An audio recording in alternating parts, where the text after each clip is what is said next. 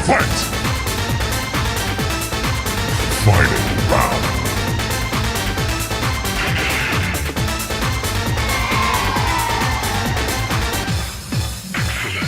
Vítám vás u 4. dílu Magna Show. Zdraví vás tady Kony a já jsem opět rád, že tady můžu přivítat svého milého hosta. A dneska je to člověk z trošičku podnikatelského prostředí, ale také muzikant a můj dobrý kamarád Martin Dudek. Ahoj Martine. Čau Dalibore.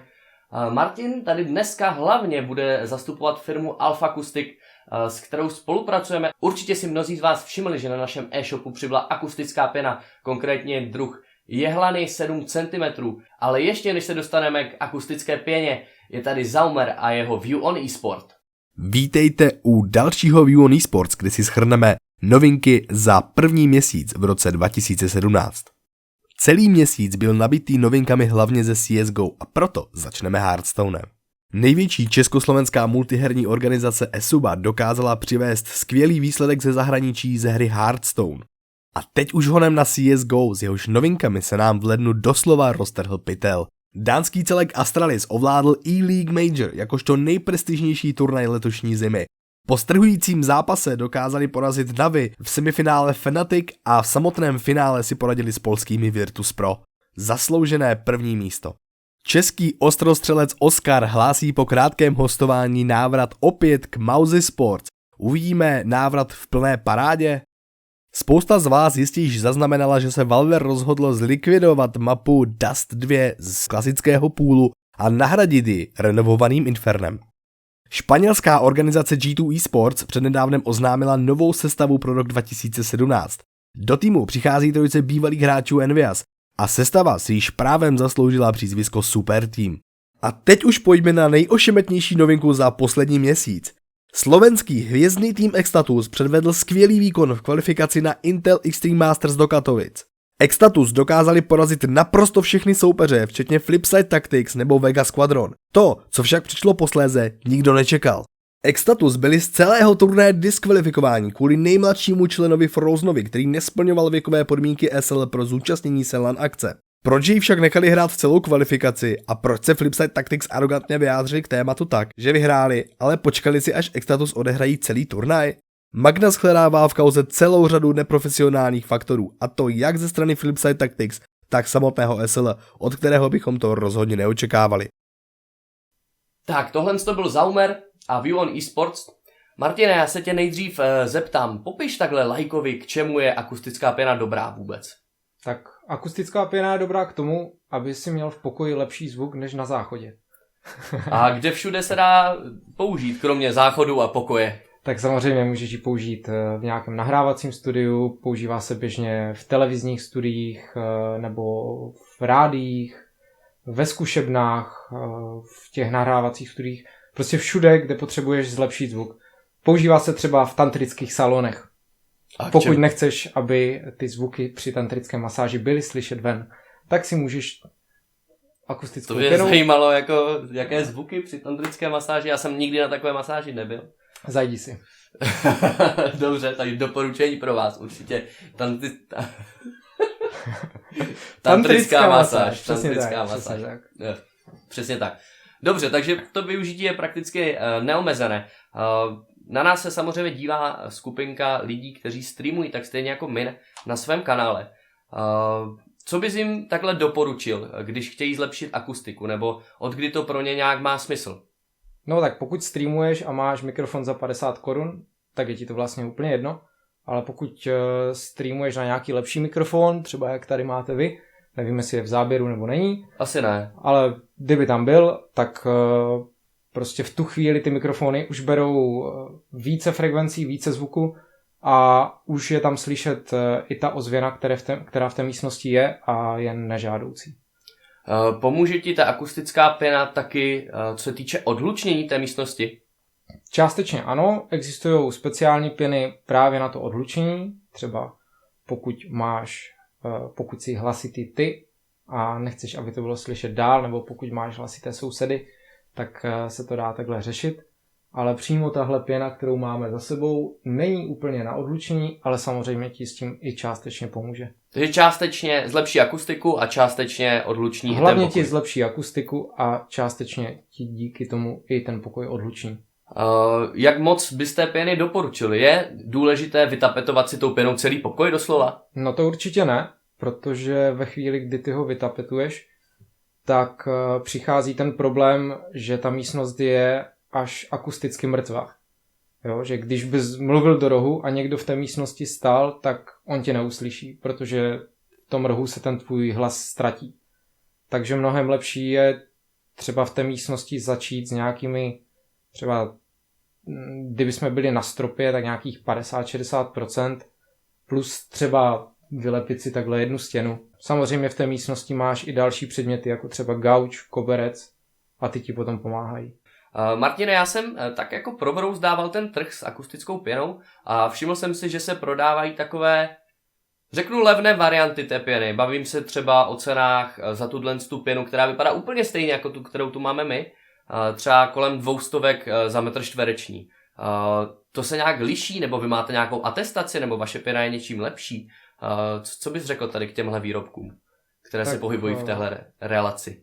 Určitě máme nějaké atestace, nějaké měření a pokud existuje na trhu levnější pěna, zákonitě se to někde musí projevit. To znamená většinou na kvalitě, případně na celkové výšce té pěny, že ty jehlánky můžou vypadat stejně, ale nemají 7 cm, ale mají třeba 4 cm. Jo, tím pádem tam máš o polovinu méně materiálu a může to stát o polovinu méně peněz. A nebo je ten materiál úplně jiný než ten náš a ta pěna potom nemá takové účinky nebo... Co se týče vašich atestací, tak s kým jste dělali atestace, s kým jste spolupracovali? Takže spolupracovali jsme s vysokýma školama, které naše produkty měřily. Byly to školy v Brně, v Praze, spolupracovali jsme i se speciálními akustickými firmami, například ve Zlíně. Dobře, Martine, určitě ti díky teda za postřehy ohledně akustické pěny a teď je tady pro vás Delirium se svojí recenzí. The Last Guardian. Již tento název na jakékoliv herní konferenci vzbuzoval radost a zároveň obavy, zda tato hra vůbec vyjde. Nicméně herní svět se dočkal a Last Guardian opravdu vyšel. Otázkou tedy zůstává, jestli dostál kvalit svých předchůdců Ico a Shadow of Colossus. Ve hře se opět potkáváte s mechanikou chytání, díky níž jste schopni lézt jak po trikovi, tak samozřejmě zdolávat překážky. Chytání předmětu je citlivější, než se na první pohled může zdát. Kamera je v jistých scenériích neomalená a kolikrát vede k úplnému zablokování vaší vize. Dalším prvkem je ovládání trika samotného, který nevždy poslouchá. Nechybí samozřejmě ani vrhání prasátek, tentokrát ale za pomoci štítu. Když jste potom nuceni využít všechny mechaniky najednou, hra nabízí i slušnou výzvu. Na grafickou stránku byl kladen velký důraz, aby byla podtržena atmosféra celé hry. I přesto, že tvůrci měli svázané ruce konzolovými parametry, tak si s tím hravě poradili. V momentě, kdy dojde na epickou scénu, je okamžitě podtržena epickou hudbou. Bohužel těchto scén není ve hře až tolik a tím se většinou potýkáte pouze s okolními zvuky. The Last Guardian získává 8 z 10. Přes veškeré problémy to autoři dotáhli do zdárného konce. 10 let vývoje a přepisování kódu na novodobé konzole se jistě podepsal na celkovém výsledku. Naštěstí se hře dostalo dostatek péče a vy si tak můžete vychutnat opět další atmosférický kousek. Někdy hry nemusí být jenom o počtu zabitých nepřátel a konečném bossovi. The Last Guardian je toho krásným příkladem. Martine, ty určitě dobře víš, že u nás se řeší hlavně herní tematika. Jak se na tom ty s hrama? Na čem jsi začínal, když jsi byl malý? Nebo hrál jsi vůbec hry, když jsi byl v nějakém nižším věku? Jasně, tak začínal jsem někde na Wolfensteinovi, potom to šlo přes nějaké Diablo, Quakea 3, 2, Warcraft starý, no kdysi jsem jako hrával celkem hodně, takže těch her jsem Takže projel. jsi měl asi herní stroj nějaký. No měl jsem Intel Pentium 3, 700 MHz, něco takového. Žádná reklama. Pak jsem šel na nějaký, nějaké 4 jádro, nebo co to bylo, ale celkem jsem si... To bychom tě možná vzali jako streamera. Wolfenstein, to by se dalo hrát i dneska. Vím, že by to určitě našlo nějaké publikum. A i můj počítač by to možná utáhl, takže to bych si zahrál. Super. A jak jsi na tom vlastně dneska? Zahraješ si i teďka nějaké hry třeba? Jo, tak zajdeme si občas s kámošema do herny, tam si zahrajeme nějakou hru, co tam zrovna mají, případně doma nějaké Call of Duty, nebo prostě Counter-Strike, nebo něco takového. Takže i multiplayer módy třeba? Samozřejmě. Ale nic závodního. Ne, tak to v žádném případě. Dobře, Martine, my si tě vezmeme na stream a uvidíme, jak ti to půjde. Každopádně ještě se zpátky vrátím naposledy k akustické pěně, ale to až potom, co vám ukážu dnešní old school hru, která je z neskutečného roku 1972 a je to jedna z nejstarších her vůbec. Vítejte v Old School koutku. Dnešní Old School hrou je hra Pong, která je jednou z nejstarších počítačových her vůbec. Hra vyšla už v roce 1972 a jejím tvůrcem byl programátor firmy Atari Alan Alcorn. Jedná se o velmi jednoduchou verzi tenisového simulátoru. Cílem tedy je odrazit míč tak, aby ho váš soupeř nedostihl na hrací ploše. Hra je koncipována jak pro jednoho, tak i pro 2 hráče. A pokud byste si ji dnes chtěli zahrát, najdete ji na adrese www.ponggame.org. Takže tohle to byl Pong a teďka se, Martine, zeptám, na našem e-shopu je samozřejmě vystavený jenom tady ten jeden druh. My jsme spolu se o tom bavili a zvolili jsme ho jako ten nejlepší druh právě pro tu streamerskou komunitu. Každopádně jsou i nějaké druhy jiné a kde člověk případně může najít? Tak dají se najít třeba na mojem e-shopu Alf Acoustic. Těch druhů existuje hodně, máme jich v nabídce řádově, řeknu 10. Ten přesný počet teďka z hlavy určitě nevím. Jsme schopni říct nějaké 3, které jdou třeba nejvíc?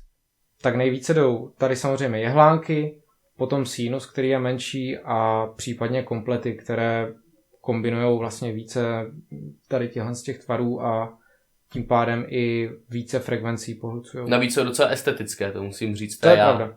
Že je to hezky estetická věc a mě ještě zaujali, když jsem teda projížděl ten e-shop. Ještě jednou připomínám, je to alfakustik.cz, kdo by chtěl, určitě se mrkněte.